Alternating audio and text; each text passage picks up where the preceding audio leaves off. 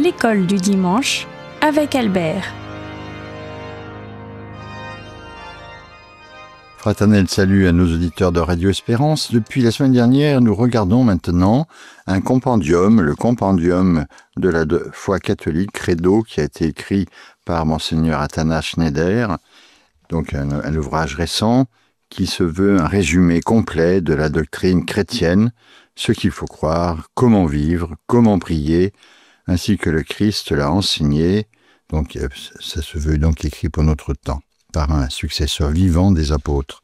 Qu'est-ce que la doctrine chrétienne et quelles sont ses sources? La tradition a autant d'autorité que les Écritures, parce qu'elle est également la parole divine de Dieu communiquée selon un mode différent. Alors, où sont donc contenus ces enseignements de la tradition chrétienne, de la sainte tradition? Ils sont contenus dans les décrets dogmatiques des conciles écuméniques, dans les actes doctrinaux du Saint-Siège, dans les décrets doctrinaux des conciles locaux approuvés par le Saint-Siège, dans les rites liturgiques d'Antiquité vénérable, dans les lois ecclésiastiques constantes, ce qu'on appelle le droit canonique, dans les écrits des pères et des docteurs de l'Église, dans l'enseignement commun, constant et universel de tout l'épiscopat, en union avec son chef, le pontife romain, c'est-à-dire le pape. Alors, qui peut interpréter avec autorité à la fois les Écritures et la tradition? Seul le peut l'autorité infaillible du magistère, exerçant officiellement la fonction d'enseignement dans l'Église catholique, qui est exercée par le pape seul ou par le pape avec les évêques. Le magistère est aussi une source de révélation divine. Eh bien non, elle ne l'est pas. Le magistère n'est que le serviteur, le gardien et l'interprète de la révélation de Dieu. Car le Saint-Esprit n'a pas été promis au successeur de Pierre pour qu'il fasse connaître sous sa révélation une nouvelle doctrine, mais pour que, avec l'assistance de Dieu, il garde saintement et expose fidèlement la révélation transmise par les apôtres, ce qu'on appelle le dépôt de la foi. Depositum Fidei. Est-ce que le magistère peut changer le contenu de ce dépôt de la foi? Eh bien non, évidemment. Le ciel et la terre passeront, mais mes paroles ne passeront pas. Il est au-delà du pouvoir de l'Église de rien ajouter, soustraire ou altérer au contenu de la révélation divine, car elle est strictement chargée d'enseigner tout ce que je vous ai commandé, comme le rappelle l'Évangile de saint Matthieu au chapitre 28. Alors, quel est le vrai sens de l'expression « magistère vivant » ? Cela signifie que la prédication des apôtres, qui s'exprime par le magistère de l'Église, ne cessera pas jusqu'à la fin du monde. La voix des apôtres vit et parle encore lorsque leurs successeurs, dans une tradition ininterrompue et fidèle, conservent et transmettent les vérités révélées, faisant passer le flambeau vivant de la doctrine immuable de la foi, toujours, eodem dogmate, eodem sensus, edemque sententia, c'est-à-dire le même dogme, dans le même sens et dans la même signification.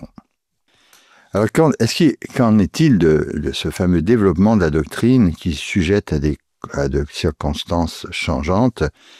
L'expression tradition vivante, magistère vivant, herméneutique de continuité et développement de la doctrine bien comprise ne peuvent rien signifier d'autre qu'une plus grande clarté ou précision donnée au même contenu immuable de la révélation divine au fil du temps. De tels éclaircissements ne peuvent jamais contredire ce que l'Église a posé précédemment et définitivement parce que le Christ a promis que l'Esprit Saint ne révélerait rien de nouveau, mais rappellerait seulement aux disciples ce qu'il leur a dit. Alors, quelles sont donc les principales erreurs contre le fait de la révélation divine? Eh bien, il y a ce qu'on appelle le matérialisme, le naturalisme, le déisme, l'athéisme et tous les systèmes de croyance qui nient irrationnellement l'existence ou même la possibilité d'une révélation divine. Et deuxièmement, toutes les hérésies qui rejettent l'une quelconque des vérités révélées. Alors, quelle est la principale source de ces erreurs? Eh bien, c'est l'orgueil.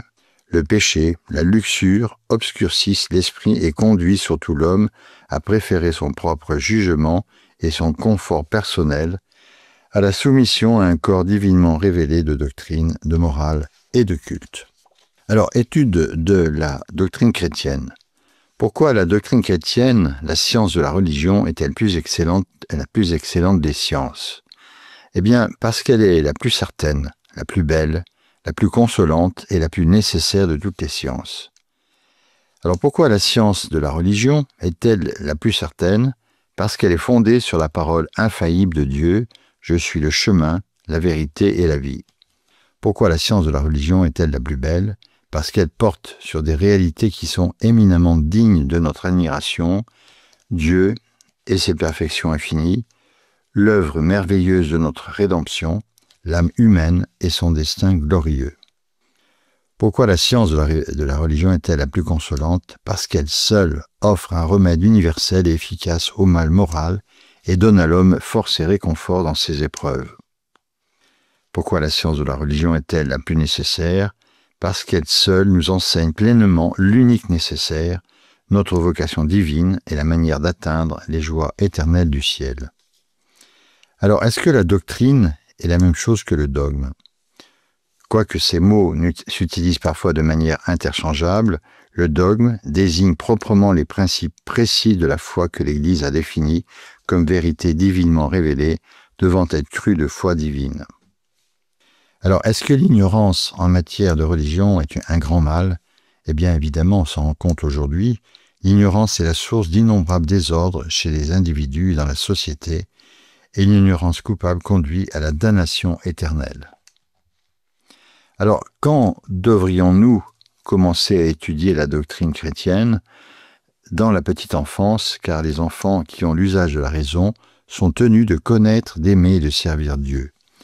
Leurs âmes simples sont naturellement disposées à recevoir les vérités de la religion, et les habitudes vertueuses sont plus facilement acquises et gardées dès les premières années, avant même que la raison ne soit pleinement opérante. Alors, avec quelle disposition devons-nous être pour étudier la doctrine chrétienne? Eh bien, c'est avec l'amour de la sagesse, l'humilité de l'esprit, la pureté de cœur, le désir de Dieu, la docilité à l'enseignement authentique de Dieu et fidélité à la prière. En quelle partie la doctrine chrétienne se divise-t-elle? Eh bien, en 3 parties, la foi, la morale et le culte. Les vérités surnaturelles que nous devons croire, résumées dans les divers credos, les symboles de la foi en usage dans l'Église catholique, c'est ce qui contient la partie sur la foi. Les œuvres ou actions que nous devons accomplir, résumées dans les commandements de Dieu et l'enseignement moral de l'Église, eh bien, c'est la partie sur la morale. Les moyens surnaturels que nous devons utiliser pour honorer Dieu et recevoir sa grâce, principalement la prière et les sacrements, eh bien, c'est la partie sur le culte.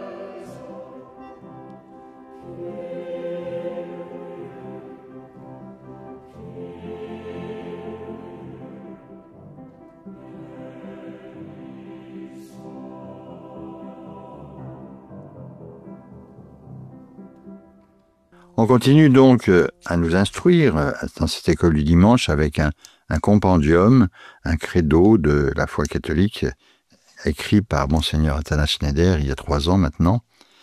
Alors, la première partie, la foi, c'est croire en la vérité. C'est ce qu'on appelle la fameuse lex credendi, la loi de la foi, le symbole de la foi ou le credo. Alors, qu'est-ce que signifie finalement ce mot credo? Ce mot credo veut dire « je crois », désigne un bref résumé de la doctrine chrétienne promulguée par l'Église et qu'on appelle aussi symbole. Alors, quels sont les principaux symboles de la foi? Le symbole des apôtres, le symbole de Nicée-Constantinople, le symbole de Saint Athanase, la profession de foi tridentine et le credo du peuple de Dieu du pape Paul VI, bien ignoré aujourd'hui, qui date de la fin du mois de juin 1968.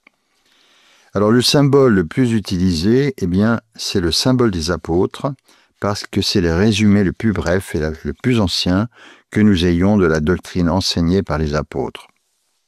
Alors pourquoi ce symbole des apôtres a-t-il été composé? C'est afin de donner aux chrétiens un résumé clair et simple de la doctrine de Jésus, premièrement, et secondo, afin de garantir leur unité dans la même foi. Alors, est-ce que les autres symboles dont on a parlé tout à l'heure expriment la même doctrine que le symbole des apôtres? Évidemment, oui. Certains des articles sont développés plus en détail dans les autres symboles pour prémunir contre diverses erreurs qui se sont produites de temps à autre. Alors, combien y a-t-il d'articles dans le symbole des apôtres? Il y en a 12, comme suit. « Je crois en Dieu le Père Tout-Puissant, Créateur du ciel et de la terre. » Deuxièmement, « Et en Jésus-Christ, son Fils unique, notre Seigneur. » Troisièmement, « Qui a été conçu du Saint-Esprit et né de la Vierge Marie. » Quatrièmement, « A souffert sous Ponce Pilate, a été crucifié et mort et été enseveli. » Cinquièmement, « Est descendu aux enfers, le 3e jour est ressuscité des morts. » Sixièmement, « Est monté aux cieux, est assis à la droite de Dieu le Père Tout-Puissant. » Septièmement, « D'où il viendra juger les vivants et les morts. » 8. « Je crois en l'Esprit Saint. » 9. À la Sainte Église catholique, à la communion des saints. 10. À la rémission des péchés. 11. À la résurrection de la chair. Et 12. À la vie éternelle, comme on peut le voir représenté dans le cœur de l'église de Charlieu, où chacun des apôtres tient une partie de ce credo, chacun on attribue donc un de ces articles à chacun d'entre eux. Alors, quels sont les genres de vérité et le symbole des apôtres contient-il? 2 sortes de vérités. Les vérités d'ordre naturel, deuxièmement, des vérités de l'ordre surnaturel. Les vérités de l'ordre naturel et deuxièmement, des vérités de l'ordre surnaturel. Alors, quelles sont les vérités de l'ordre naturel? Les vérités que la raison humaine peut découvrir et démontrer sans l'aide de la grâce, par exemple l'existence de Dieu, sa providence et l'immortalité de l'âme. Et les vérités de l'ordre surnaturel, ils ne peuvent être connues que si Dieu les révèle, par exemple, sa nature en tant que trinité de personnes divines et l'incarnation du Fils de Dieu. Alors, comment les 12 articles du symbole des apôtres se divisent-ils? Ils se divisent en 3 groupes. Le premier article sur Dieu, le Père et la création. Deuxièmement, les 6 articles suivants sur Dieu, le Fils et la rédemption. Troisièmement, les 5 derniers articles sur Dieu, le Saint-Esprit et la sanctification. Alors, quels sont donc les devoirs du chrétien à l'égard du symbole des apôtres? Premièrement, connaître ce symbole des apôtres et le réciter souvent. Il est récité avec foi et dévotion fervente. Le professer publiquement quand il le faut. Quiconque m'aura confessé devant les hommes, le Fils de l'homme aussi le confessera devant les anges de Dieu. Disons que ce credo est chanté ou proclamé le dimanche et les solennités. Est-ce qu'il est licite d'accepter certains articles du symbole des apôtres et d'en rejeter d'autres? Non, car telle est la nature de la foi que rien n'est plus impossible que de croire ceci ou de rejeter cela. L'Église professe en effet que la foi est une vertu surnaturelle pour laquelle, sous l'inspiration et avec le secours de la grâce de Dieu, nous croyons ce qui nous a été révélé par lui est véritable. Nous le croyons non point à cause de la vérité intrinsèque des choses vues dans la lumière naturelle de notre raison, mais à cause de l'autorité de Dieu lui-même qui nous révèle ces vérités et qui ne peut ni se tromper ni nous tromper. C'est le Concile Vatican I, en 1870, la session 3 et le chapitre 3. Si donc il y a un point qui a été évidemment révélé par Dieu et que nous refusions de le croire, nous ne croyons absolument rien de la foi divine. Celui qui même sur un seul point refuse son assentiment aux vérités divinement révélées, très réellement abdique tout à fait la foi, puisqu'il refuse de se soumettre à Dieu en tant qu'il est la souveraine vérité et le motif propre de la foi. En beaucoup de points, ils sont avec moi, en quelques autres seulement, ils ne sont pas avec moi.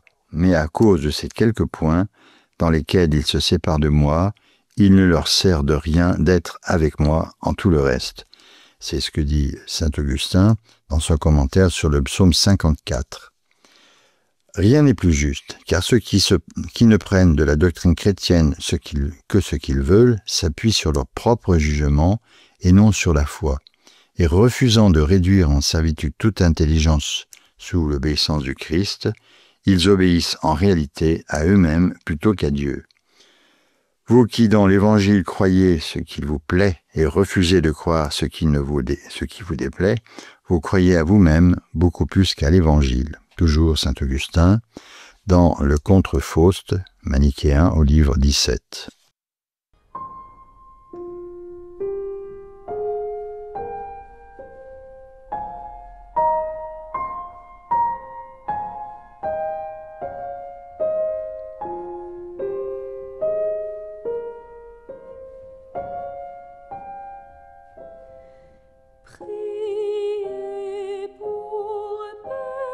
Douce Vierge Marie, Reine des cieux et du monde maîtresse, faites briller par votre courtoisie, saints et saintes, et prenez votre adresse vers votre Fils, requérant sa hautesse, qu'il lui plaise son peuple regarder, que de son sang avant le racheter, en dégoûtant guerre qui tout dévoué de prière ne vous veuillez lasser.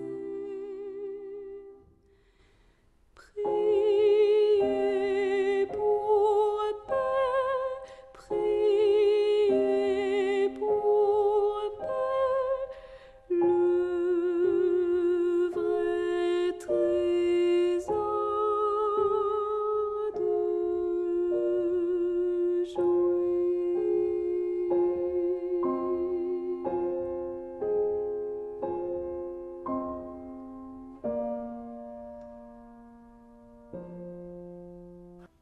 Alors on continue, toujours dans la partie la foi, croire en la vérité, avec Dieu le Père et la création. Premier article du Credo qu'on a dit tout à l'heure, je crois en Dieu, le Père Tout-Puissant, créateur du ciel et de la terre. Alors, le chapitre 1, c'est Dieu. C'est un chapitre très important, qui est à la base de tout finalement, l'existence de Dieu. Alors, quelle est la première vérité qu'enseigne le Credo? Eh bien d'abord, c'est l'existence de Dieu. Alors, qui est Dieu? Résumé, difficile à dire. L'unique esprit incréé, donc il n'est pas créé, pur, parfait, la source et le maître de toutes choses, créateur du ciel et de la terre, tout-puissant, éternel, immense, incompréhensible, infini en intelligence et en volonté et en toute perfection. C'est toujours dans le Concile Vatican I, Dei Filius au chapitre 1. Alors quel est le sens des mots « je crois en Dieu » ? Il signifie « je crois qu'il y a un seul Dieu, le commencement et la fin de toute chose ». Deuxièmement, je crois en tout ce qu'il a révélé. Troisièmement, je m'abandonne à lui avec amour et confiance, car il est la bonté même. Alors comment savons-nous que Dieu existe ? Eh bien, on le sait par la révélation divine et par la lumière de la raison naturelle. Il y a deux ordres de connaissances distinctes, non seulement par leurs principes, mais encore par leur objet. Par leur principe, attendu que dans l'un nous connaissons par la raison naturelle, dans l'autre par la foi divine. Par leur objet, parce qu'en dehors des choses auxquelles la raison naturelle peut atteindre, il y a des mystères cachés en Dieu, proposés à notre croyance, que nous ne pouvons connaître que par la révélation divine. Alors pourquoi connaissons-nous l'existence de Dieu par la révélation ?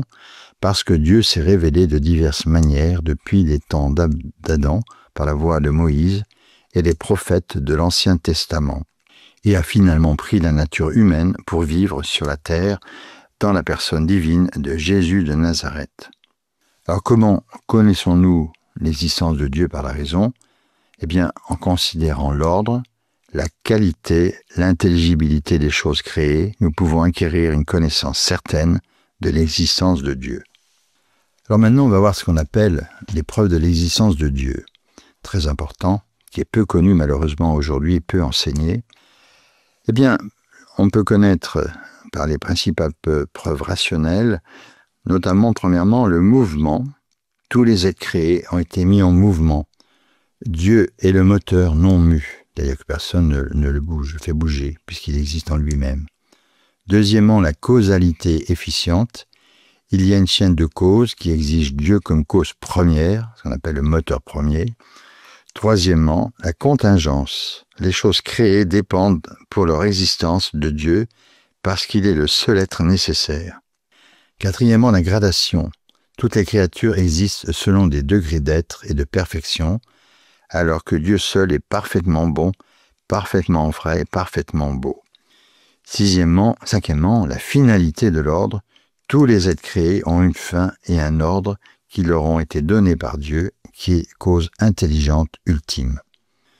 Donc tout ça, c'est extrait des 5 voies selon saint Thomas d'Aquin, qu'on retrouve dans sa somme théologique. Donc la première partie, la question 2 et l'article 3. Alors comment le mouvement prouve-t-il l'existence de Dieu ? Ce qui est en mouvement ne peut pas se mouvoir soi-même, mais doit être mu par autre chose. Or, toute matière étant en mouvement nécessite un moteur premier et universel, et c'est Dieu. Comment l'existence de Dieu prouve-t-elle l'existence de Comment l'existence du monde prouve l'existence de Dieu ? Aucune chose corporelle n'existe nécessairement puisqu'elle n'est pas l'être même. Mais le monde n'est pas l'être même et ne peut ne pas exister. Par conséquent, le monde doit dépendre par son existence d'un autre être qui existe entièrement de lui-même, c'est-à-dire qui soit l'existence avec un grand E, l'existence même, et c'est Dieu. Comment l'ordre du cosmos prouve-t-il l'existence de Dieu ? Toutes les choses naturelles agissent de manière ordonnée pour atteindre leur fin. Car nous observons des lois constantes et harmonieuses dans l'univers, même parmi les créatures sans intelligence. Les parties ainsi que le tout doivent ultimement être dirigées par un être intelligent, sage et puissant, et c'est Dieu. Comment la loi morale universelle prouve-t-elle l'existence de Dieu ? Tous les hommes reconnaissent qu'ils sont liés par une loi qui commande certaines conduites et en interdit d'autres. Cette loi ne peut s'expliquer par aucune cause naturelle, mais implique un législateur suprême et universel, témoin secret et juge de toutes nos actions, et c'est Dieu. Comment le consensus de tous les peuples au cours de l'histoire confère-t-il de la crédibilité à l'existence de Dieu ? Tous les peuples de l'histoire ont reconnu un pouvoir invisible dont ils dépendent et devant qui ils sont responsables. Mais les vœux pieux ne peuvent expliquer cette croyance, puisque ce pouvoir divin invisible s'oppose souvent au désir humain. Par conséquent, Dieu lui-même doit être la cause de cette croyance universelle dans le divin et du sens de la responsabilité morale objective. Alors que faut-il conclure de ces preuves ? Nous devons en conclure que la croyance en Dieu est un acte humain parfaitement raisonnable et que le chercher est la plus noble et la plus nécessaire de toutes les entreprises humaines. Alors, comment maintenant appelle-t-on ceux qui nient l'existence de Dieu ? On les désigne sous le nom d'athées, bien qu'ils le soient rarement en pratique, lorsqu'il n'est pas dû à un désir d'estime humaine ou de bénéfice matériel. L'athéisme peut provenir d'une simple ignorance, d'un raisonnement erroné ou d'une corruption du cœur. Alors, que faut-il penser des professionnels des sciences naturelles qui prétendent réfuter l'existence de Dieu ? Eh bien, ils ont outrepassé les limites inhérentes à toutes les sciences naturelles et ont adopté les erreurs d'une philosophie erronée. Ils doivent être pris en pitié et il est nécessaire de prier pour eux, afin qu'ils puissent découvrir la vérité par la grâce de Dieu, l'enseignement de l'Église et le témoignage des fidèles. Ils n'ont pas compris qu'il y avait un ordre des choses, comme le disait Pascal, il y a l'ordre de la raison, il y a l'ordre de la foi, et ce sont des choses qui sont aussi valables l'une que l'autre. Il faut passer de l'une à l'autre. On se donne rendez-vous la semaine prochaine, toujours avec ce passionnant catéchisme compendium de la foi catholique de Monseigneur Schneider. Bonne semaine à tous et que le nom du Seigneur soit béni, au nom du Père et du Fils et du Saint-Esprit. Amen.